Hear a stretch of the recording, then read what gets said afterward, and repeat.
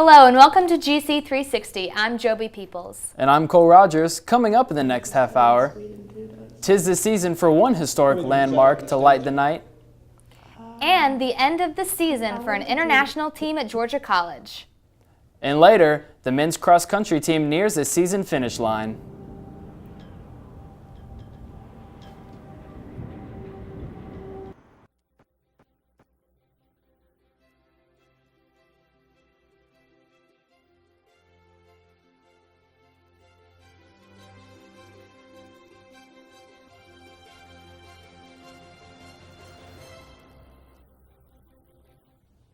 Nearly 20 years after Baldwin County Sheriff's Deputy Will Robinson was fatally shot in the line of duty, his killer is set to be executed.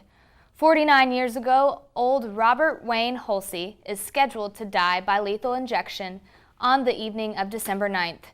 The Associated Press reports his lawyers have gone to court in an attempt to stop the execution. Baldwin County Sheriff Bill Massey said of the pending execution, "I think it'll give some finality not only to the family, but to the community. It was more than just a family loss and a law enforcement loss. It was a community loss." Safety is a priority in Baldwin County schools, and it recently took an even brighter spotlight when the County Board of Education updated its school safety plans.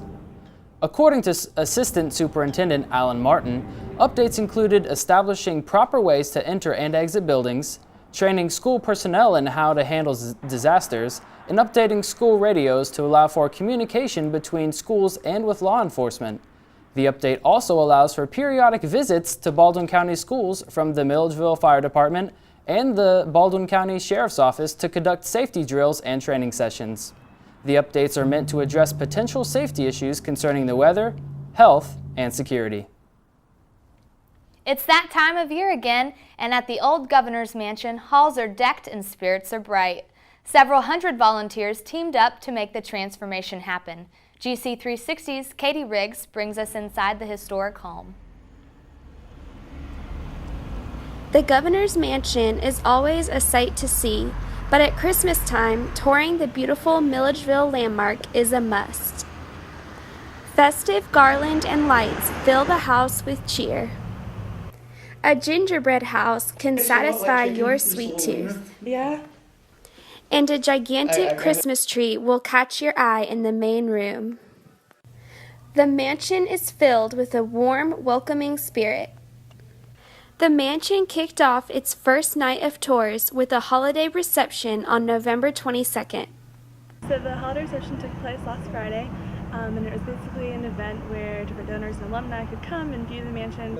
A reception is held every holiday season, and each year the money goes towards a different item in the house. The goal of the night this year was to raise money to conserve a historic mirror in the mansion. It's really old, and basically it originally hung above a fireplace, and so there's like a lot of charcoal soot damage like around the frame of the gilded mirror, and so it takes a lot of time to it's not restore it, but just conserve it, which means like to repair it back to its original way. Volunteers arrived early Friday morning to prepare for the event, stringing garland, decorating the banisters, and most importantly, putting up the tree. According to Matt Davis, director of the mansion, it took over 2 weeks to get the mansion ready for the holidays. We have over 250 volunteers that come and help us for the week, which includes community volunteers, garden club groups, Georgia College faculty, staff, and students, and also faculty members such as Dr. Harriet Whipple, who helped us really plan the decor here at the house. There are over 1,500 crystal icicles, over 1,000 lights, and over 250 handmade ornaments on the tree. Davis has been helping with Christmas at the mansion for 9 years now and says every year is just as wonderful as the next. Quite honestly, this is one of my favorite times of the year here at the house. It's such a wonderful and welcoming spirit, to have such support from the community, to be able to transform this house for the holidays. This year, visitors are in for another special treat. An exact replica of the mansion has been created in gingerbread form. Typically, what would have happened during the holiday season, there would be some showstopper dessert that would have been composed or made for the household, whether cakes or pies or things like this. And that's our interpretation this year, is have that wonderful gingerbread house in the mansion. The Governor's Mansion is offering tours now through December 23rd, including special candlelight tours on December 6th, 13th, and 18th at 6 p.m. and 7 p.m. Guests are welcome to visit the mansion and see all this and more for themselves. Admission is free for Georgia College students. For GC360, this is Katie Riggs. Students gathered last week to honor a lost friend, but the event was far from somber. There was singing, dancing, and even some NSYNC throwback. GC360's Benedict Esposito has more. It's not uncommon for competitions involving music to include singing, but the only singing at the Jammin' for Julia event was of the national anthem, and it ended with the whole crowd singing.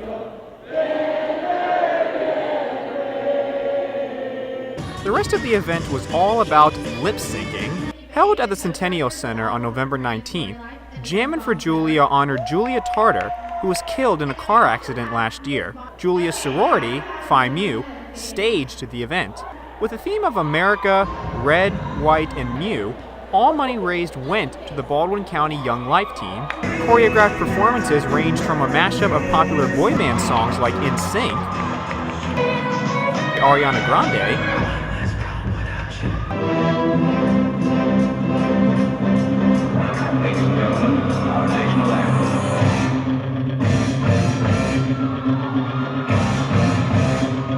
It was evident to those in attendance that Julia was more than just an ordinary college student. She was one of my best friends through freshman and sophomore year, and we led Phi Mu Bible study together, and she challenged me spiritually and just in my day-to-day life.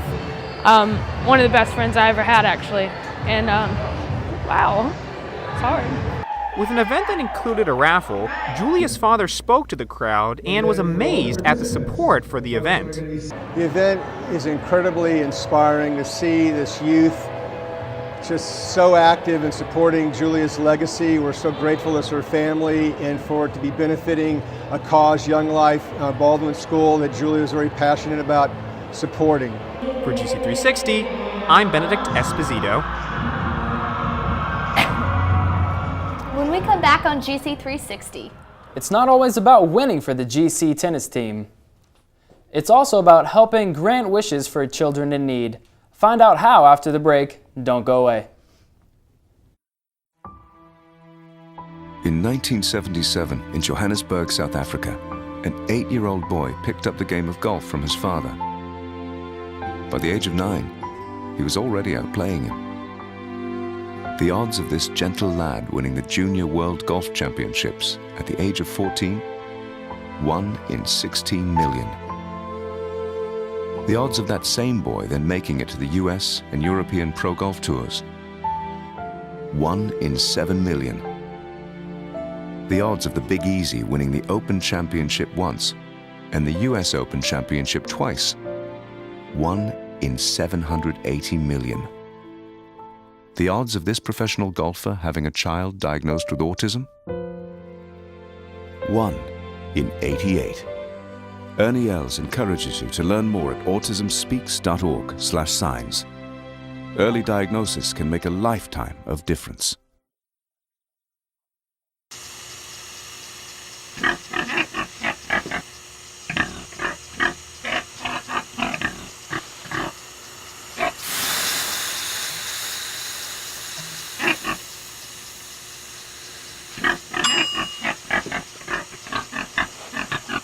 Cook foods to the right temperature using a food thermometer. 3,000 Americans will die from food poisoning this year. Keep your family safer. Check your steps at foodsafety.gov.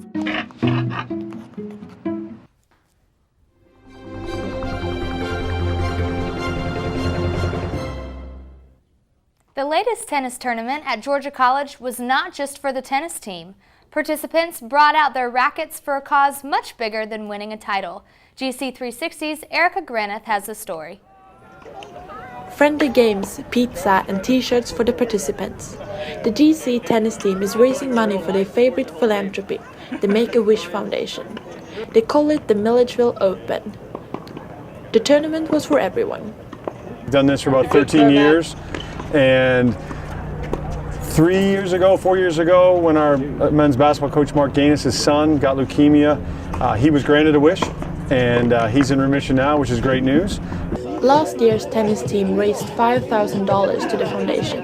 This year, the objective is more ambitious. Our goal for the tournament is to raise $8,000 so we can actually make a wish happen for a kid, because that's a little bit average what a wish actually costs. The Make-A-Wish Foundation uses donations to grant wishes for children with life-threatening medical conditions. We pay $10 each to go in, and all of it does go to charity, so that's nice, but everything we make here is going straight to Make-A-Wish. Anderson thinks reaching their goal will be a close call. I think we'll be close. It's somewhere over 5,000 for sure, I think. But time will tell. This day, the game is more important than the results on the court. I did get to play in the tournament. It didn't last too long. My partner is my assistant, and we did okay, but we just didn't come out on top today. We had a lot of fun, getting too old to beat these young guys. A great time. Play with the head coach, Steve Borsby, and it's always a pleasure. He's a good guy, and it's a good turnout too. It's a bunch of great people, and we're having a great time. Borsby is still adding up the numbers and don't expect to have a final result for how much money they raised until the end of this week. It looks like they will land somewhere between $4,000 and $5,000. Even though it might be less than last year, Borsby is happy about the outcome. He says every raised dollar helps. This is Edith Gagranat reporting for GC360. What did GC students from 7 countries do to get to know each other? Start a basketball team, of course. And win or lose, this diverse team is getting much more than basketball skills. GC360's Erica Granith has the story. Players from multiple countries have come together to play basketball and form a great friendship. The team's name is the High Fives. My teammates are awesome. We are like a family. Everybody has their qualities they contribute to. Our team, it's the best team in the world. Even though we have the best team, but like in my mind, it's the best team. Like we have fun, we're good friends. Even though if you don't play basketball, like at parties. The international basketball intramural team finished the season last week after going 2-4. The losing record doesn't seem to have dampened the spirit. The thing is, they're always celebrating, good or bad. You know, it doesn't take too much to lift their spirits. It's more like to quote Hitch, it's not the amount of breaths you take, it's the moments in life that take your breath away. And I think this group, they really get that. Each player in the High Five has a unique nickname on the back of their uniform. El Capitano, because essentially I formed the team, I created the team, and I talked the guys into playing. That's why El Capitano, so like the captain. And I was like, I think it's Spanish, but I'm not sure. The players from 7 different countries have become friends both on and off the court. They mean everything to me. I give everything I have on the pitch. Today I told myself into the mirror that you're gonna die on the pitch if you need to win. If someone's having a rough day, there is always someone there to help. But that's why you have so many players. Like if someone plays bad, the other one just comes in and plays better, and yeah, it's a team sport. Even though the season is over, the friendship remains. I'm sure they'll remain close. The bunch this tight, they'll stay together. They'll remain close. This is Edith Gagranat reporting for GC360. Georgia College has grown a great deal since it was a women's college decades ago. But these changes don't just happen. People make them happen. GC360's Laura Nolan introduces us to one of these history makers in this week's GC History Minute.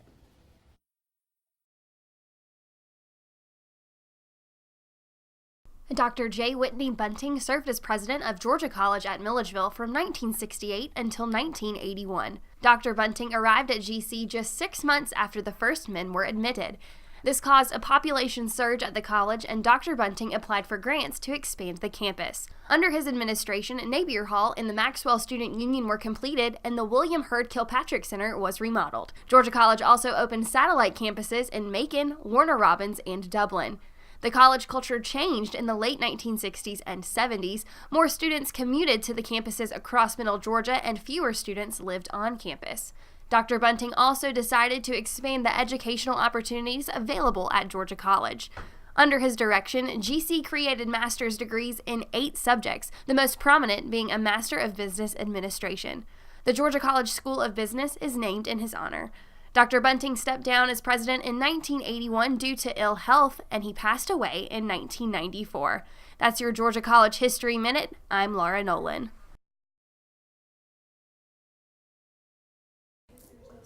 After the break, find out what Georgia College athletes aren't letting a little frigid weather keep them from fighting for the W when we come back on GC360. Welcome to my block party. Glad you can make it. The only triple doubles you get come with fries.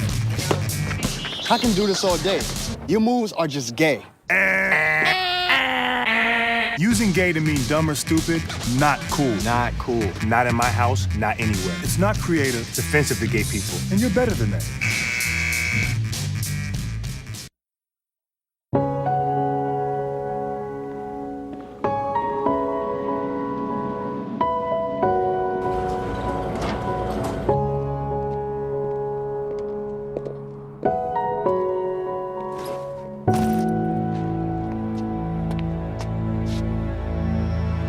Welcome home, man.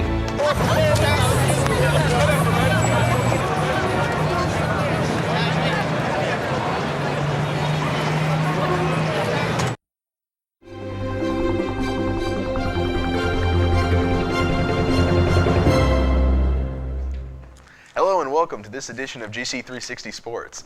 I'm Josh Watkins and I will be bringing you the stats and scores from all your favorite teams in the Milledgeville area. Later on, we'll take a close look at Georgia College men's cross-country team and the runner who broke the record for the fastest 8K in school history. First, let's talk Georgia College sports. The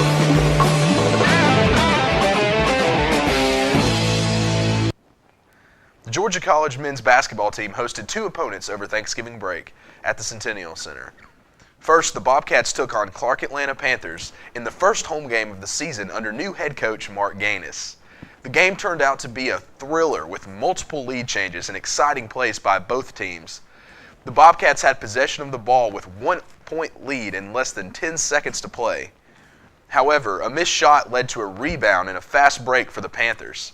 Panther guard Derek Harper ran the length of the floor, missing the initial shot, but his teammate was right behind him to tap the ball in for the score with 0.2 seconds remaining.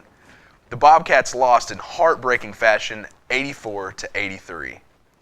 In their second contest, the Bobcats took on the Fort Valley State University Wildcats. The Bobcat offense exploded with 5 team members scoring double digits, including guard Laurentis Thomas, who led the team in scoring with 16 points and 15 rebounds. Georgia College dominated the Wildcats, winning the game 86-41.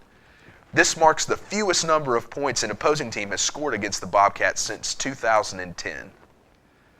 The Georgia College women's basketball team hosted the West Georgia University Wolves in their first home matchup of the year.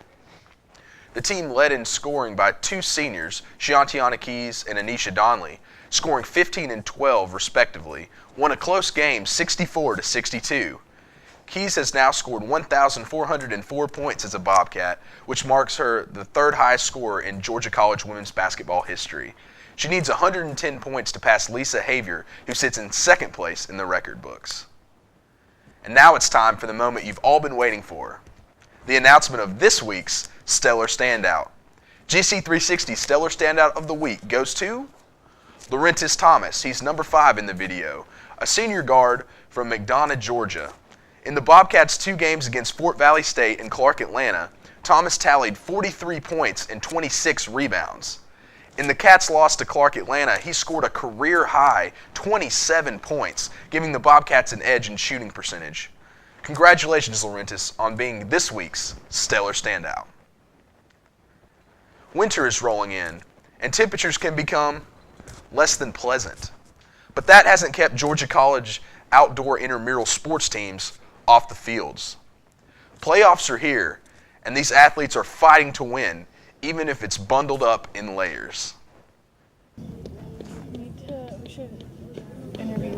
With the semester in the home stretch, students have one thing on their minds besides final exams: outdoor intramural playoffs for flag football and soccer. I think it's more intense when the cold weather hits because, everybody, they don't know if they, you don't know if you really want to be here until you get here, and then you realize how fun it is and you have a good time. Teams play 4 regular season games before making the playoffs, where one loss will send you packing, and the cold doesn't seem to stop anyone from competing. Oh, it's really hard. It's really cold, but you gotta wear layers. No matter how cold it is, students are still dedicated to playing against one another in different leagues consisting of males, females, and co-ed. Intramural participation is really important for us, especially just to just get all the students out here, just get them involved with things at Georgia College, hang out with one another in a safe, controlled environment. It's just fun to get out, have a little fun, play some sports, even if it's a little cold sometimes. Intramural sports have other benefits besides students gaining new friendships. It really gets the students involved with their peers, and they meet people, and it gives them a way to any stress at the end of the year. While bodies grow tired and numb from the frigid weather, students are still focused on the single prize that every team wishes they can win. Oh, the t-shirt for sure. T-shirt. You gotta get the t-shirt. Obviously the t-shirt. Everyone wants the t-shirt, especially when it's cold out. This has been Shayna Vennick reporting for GC360. The Georgia College men's cross country team finishes their season with the Southeast Regional Tournament every year. GC360's Mallory Stinson has that story.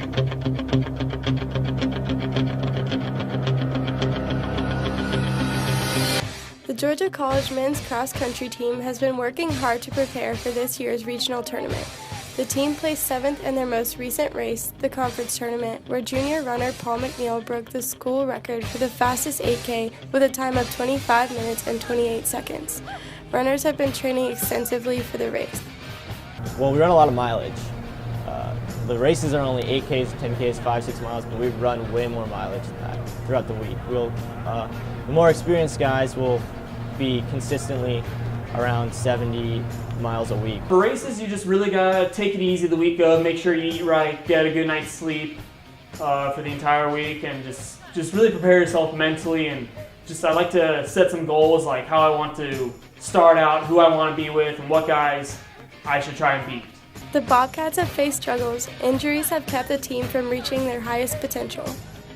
We had really high expectations for this season, and we have a lot of talent on the team, but a lot of our guys have been going through injuries, some big, some small. This past conference race, I guess honestly, we were a little disappointed with it. On paper, finishing 7th at conference, it's not something we expected, but I have a lot of faith in our guys. Though they have faced struggles, the team has bonded into a brotherhood. These relationships have helped the team members push each other, and as a result, they are determined to reach their expectations.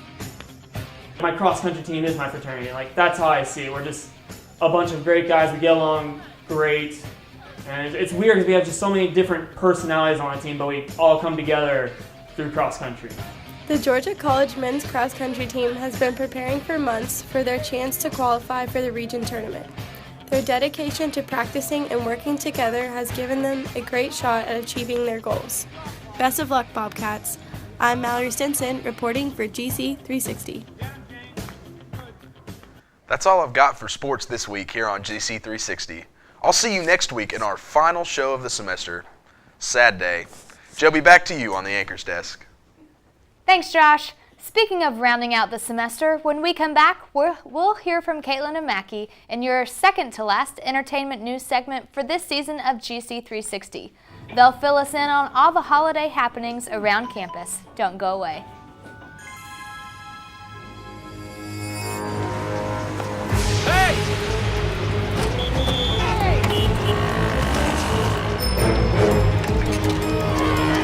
Turn here. There. Excuse me.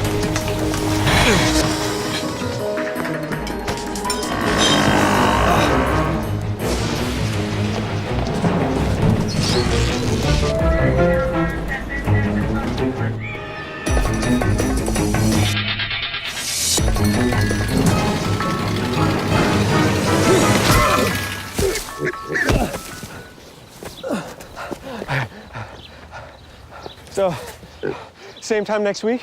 Well, of course. Put away a few bucks, feel like $1,000,000. For free tips to help you save, go to Feed the Pig.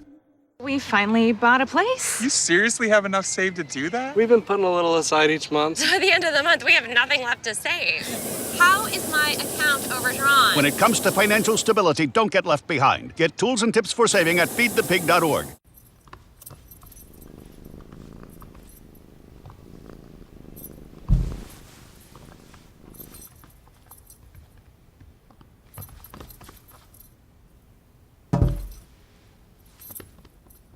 There's a shelter pet who wants to meet you. Meet one today. Visit theshelterpetproject.org. Adopt.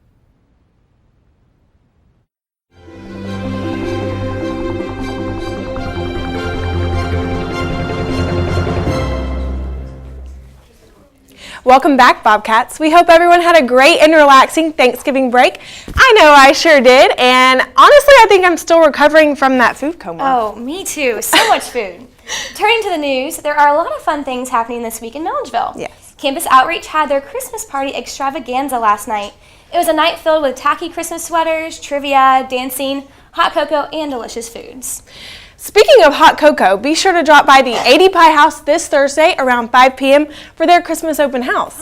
The Sisters of 80 Pie are hosting the community of Milledgeville into their home, located across from the Max, for some delicious cocoa and fellowship. You don't want to miss it. Also happening on Thursday night from 6:30 to 8:30 is the annual Hanging of the Greens. This lighting of the buildings along the front lawn is a special event held each year on the first Thursday of December. The event includes a formal ceremony where 4 dignitaries symbolically light each building. There will be giveaways, food, and a photo booth where you can take photos sitting on Thunder's lap. So today we have a special guest. Local musician Ben Provincial is with us in the studio. Ben has played many shows, his latest Battle of the Bands. Ben, come on in. Hi, Ben. Welcome to the show. Good. So tell us about how Milledgeville has impacted you as an artist and kind of about the scene in Milledgeville as far as music. Milledgeville is pretty small, so I guess in a sense I've been lucky because I've gotten a lot more recognition because of that. Right. But yeah, it's a good music scene for sure. It's just it's definitely different from Athens or something. Yeah. How about the venues? Have you played a lot of venues? Yeah, I've played at a few of them. There's definitely some technical difficulties here. Yeah, yeah, I played at a few. I played at Amici. I played at Blackbird a long time ago, and I bet that was fun. Yeah, and definitely a lot of Buffingtons. Oh yeah. Oh, my personal venue. favorite. Yeah. So what are your future plans? Just enjoying it and keep doing it because it's fun and I love it. So, yeah. That's so awesome. It's cool. Well, that wraps up entertainment news for this week. Back to the desk.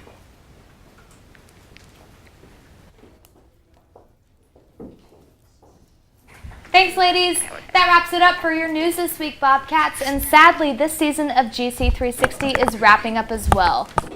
We only have one show left this semester, so don't miss us next week at a new day and time, Thursday at 5 p.m.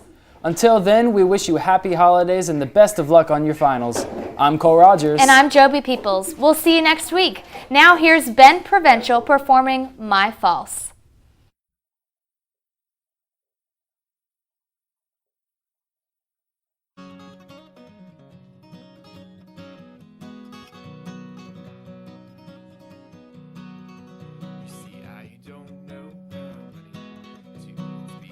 Quite hard to see. Guilty weight on my conscience for all my wrongful deeds.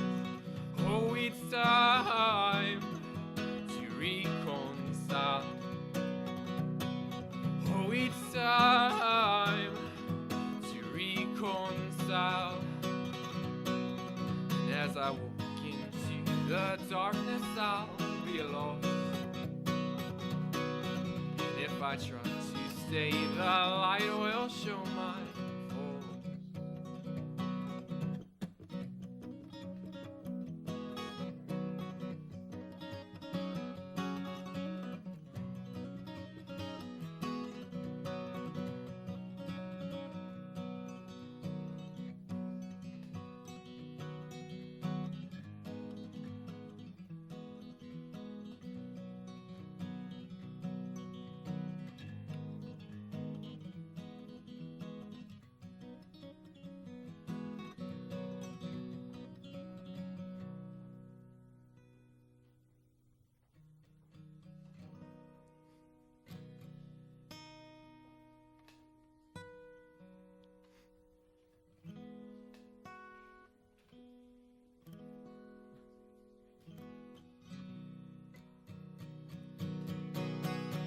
if I walk into the darkness, I'll be lost.